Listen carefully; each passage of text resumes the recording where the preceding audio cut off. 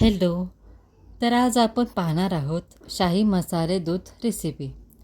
चला तर मग साहित्य आणि कृतीला सुरुवात करूया. तर येथे मी एका वाटीत काजू बदाम चारोळी भिजत घातले आहे. त्यानंतर एकीकडे जायफळ किसून घ्यायचं. शिवाय इकडे 4 वेलची केले ते सुद्धा आपण चांगलं ठेचून घ्यायचं आहे.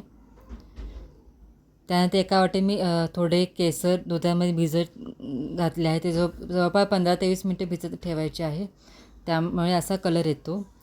हे मसाला दूध आपण इतर सणासुदीला पण वापरू शकतो किंवा कोणी गेस्ट आले त्यांनासुद्धा आपण सर्व करू शकतो. त्यानंतर एका पातेल्यात मी तर थोडे दूध घेतले आहे.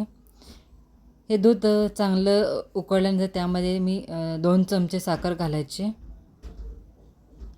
त्यानंतर आपण भिजवले ड्रायफ्रूट चांगले कुटून घ्यायचं आहे.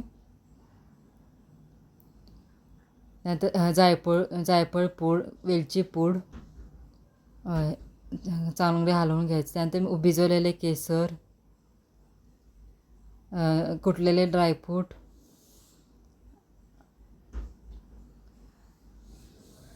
त्यानंतर आपण शेवटी थोडी मलई घालून चांगले उकळून घ्यायचं आणि एका ग्लासमध्ये सर्व करायचे आहे.